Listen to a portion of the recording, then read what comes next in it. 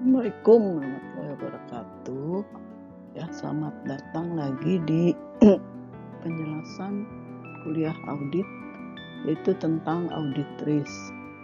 Audit risk biasanya berhubungan dengan hasil dari laporan para auditor.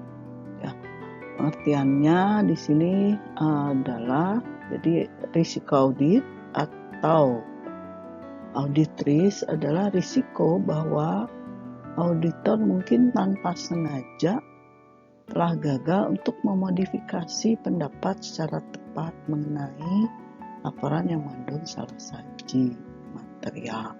Nah, ini juga berlaku untuk proses audit SI. Kemungkinan risiko gagalnya salah saji bisa bersifat material atau penggelapan yang fraud yang bisa lolos dari proses audit jika auditor tidak melakukan tugasnya secara cermat. Jadi mungkin saja auditor kurang lengkap ketika mengumpulkan bukti sehingga terjadi audit risk. Ya. Risiko audit diartikan sebagai tingkat ketidakpastian tertentu yang dapat diterima auditor. Semakin tinggi kepastian, ya, semakin rendah risiko auditnya. Tujuan pemeriksaan risiko untuk mengukur dan memetakan risiko audit yang mungkin timbul sehingga bisa menentukan di mana proses pemeriksaan dilaksanakan secara ketat dan di mana agak longgar. Nah, di mana audit penuh dan di mana secara acak atau random. Di sini bagaimana mengelola audit supaya risikonya itu rendah. Jika timnya itu cukup kuat, sebaiknya kemampuan atau pengetahuan yang dimiliki itu cukup baik, ya, cukup baik. Kemudian termasuk juga pemeriksaan terhadap transaksi maupun proses-proses bisnis. Jadi kalau timnya kuat, itu biasanya keterlibatan ketika mengumpulkan bukti itu terutama di transaksi cukup memadai. Kemudian selain itu waktu yang dibutuhkan itu cukup. Yang disediakan ketika tim menganalisis itu cukup, ya. Kemudian penilaian terhadap sistem internal kontrolnya juga dilakukan untuk mengetahui apakah kontrol itu kuat atau lemah, jadi kontrolnya cukup baik atau tidak. Ya, tentunya yang berikutnya adalah adanya perencanaan audit yang baik, kemudian pemilihan prosedur yang sesuai, itu bisa mempengaruhi risiko audit.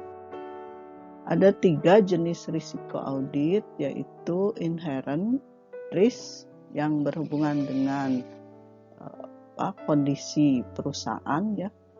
Kemudian control risk yang berhubungan dengan internal control perusahaan. Yang ketiga, detection risk yang berhubungan dengan pelacakan. Ini inherent biasanya diambil dari karakteristik perusahaan. Control risk itu dilihat dari bagaimana internal control itu dapat mencegah atau mendeteksi error-error yang ada. Kemudian detection risk, risiko yang mungkin saja auditor bisa gagal mendeteksi dari pernyataan-pernyataan yang keliru. Bagaimana menilai inherent risk itu dinilai melalui pengumpulan bukti oleh auditor, ya. Nah, di sini saya lihat dari laporan audit bisa saja dari laporan audit yang terdahulu. Ciri-ciri IR yang tinggi antara lain terjadi profitabilitas dan indikator kinerja kunci lain yang terus menurun. Jadi misalkan perusahaan itu dalam kondisi selalu merugi atau dalam kondisi penjualan yang kurang baik, banyak keluhan, nah itu IR-nya tinggi. Terjadi kekurangan modal kerja dan tingginya aset menganggur. Ini ciri-ciri dari kalau dia punya IR yang tinggi. Nah, contoh misalkan kita akan menilai IR ya. Nah, perhatikan di sini yang pertama usaha sejenis. Jadi untuk pesaing, pertimbangkan persaingan di lingkungan usaha sejenis yang mungkin mempengaruhi pendapatan dan aliran kas audite, aliran kas dari klien. Ya.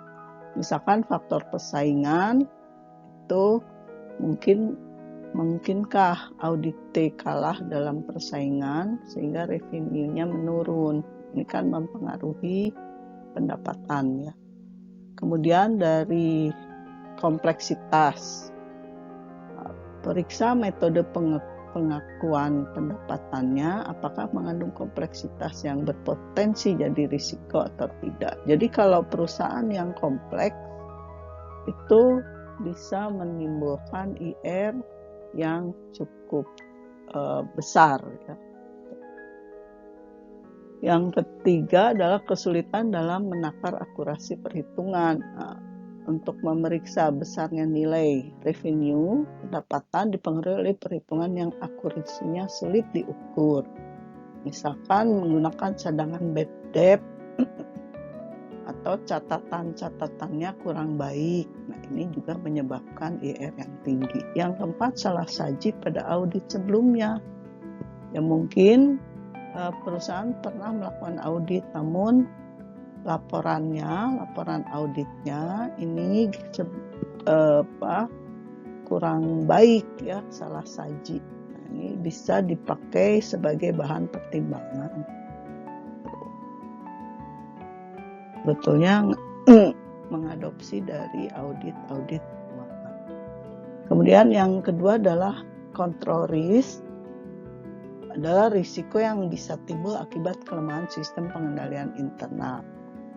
Entah desainnya lemah atau stafnya nggak kompeten dan sebagainya. Itu audit ini untuk menilai control risk. Nah, penilaian control risk bisa dilakukan melalui salah saji material yang dapat terjadi dalam satu asersi tidak akan dapat dicegah atau dideteksi dengan tepat waktu. Nah, semakin buruk pengendalian intern, semakin tinggi CR-nya. Namun CR itu nggak pernah nol, ya.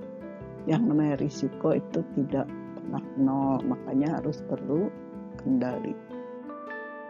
Nah, karakteristik kalau perusahaan punya CR tinggi.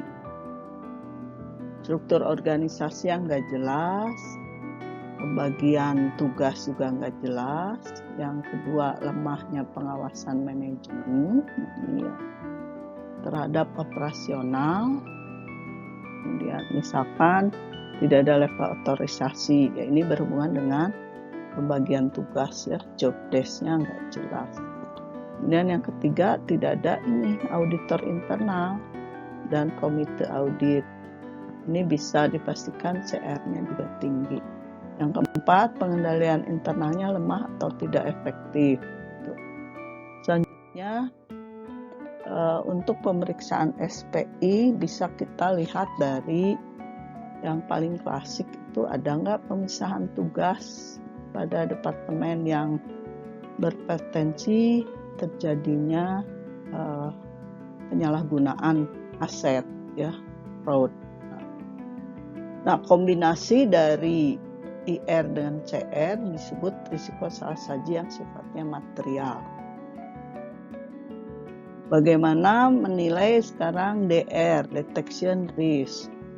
Detection risk adalah risiko bahwa auditor tidak akan mendeteksi salah saji material yang ada dalam suatu asersi itu tidak seperti IR dan DR sebelumnya. Aktual level DR ini bisa dibuat sesuai dengan nature timing, jadi waktu yang berjalan ya. Kemudian dari substansi kinerja pengujian dari penilaian yang sudah pernah dilakukan.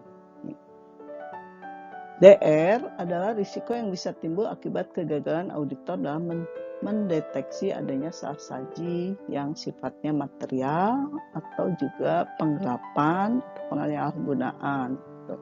Jadi DR ini bisa dikendalikan oleh si auditornya. Nah, auditor memiliki tingkat DR tertentu, kemudian akan menghasilkan sebuah audit risk. Ya. Nah, semakin efektif audit prosedurnya, detection risk-nya lebih rendah. Jadi ini sangat berhubungan dengan proses auditnya kalau detection risk, karena sepenuhnya ada pada kendali auditor.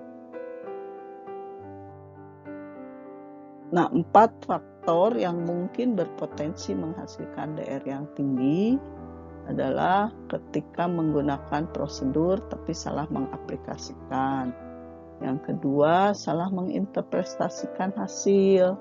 Ini jadi waktu setelah melakukan pengumpulan bukti, kemudian proses analisisnya kurang tepat sehingga hasilnya juga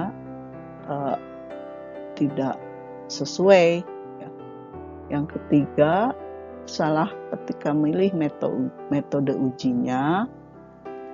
Setiap saldo itu misalkan yang disajikan pada faktual seharusnya diuji dengan menggunakan metode yang sesuai. Jadi ini proses uji. Kalau audit SI juga bisa memungkinkan salah pemilihan ketika melakukan pengujian terhadap sistemnya atau ke perangkatnya. Yang keempat, pengujian CR yang kurang intensif. Jadi kontrol risknya diuji tetapi nggak lengkap. Intinya seperti itu. Oke, bagaimana hubungan antar semua jenis risiko tadi ya? Untuk tingkat audit tertentu ada hubungan terbalik antara inherent dan control risk terhadap detection. Nah, semakin rendah penilaian control risk dan inherent, maka semakin tinggi tingkat yang dapat diterima untuk detection. Nah, hubungannya menggunakan rumus ini. Audit risk adalah inherent risk kali control risk dan detection.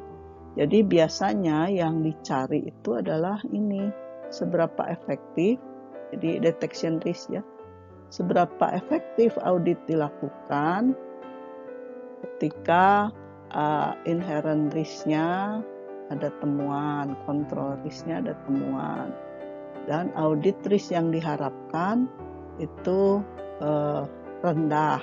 Nah, jadi nanti bisa diukur.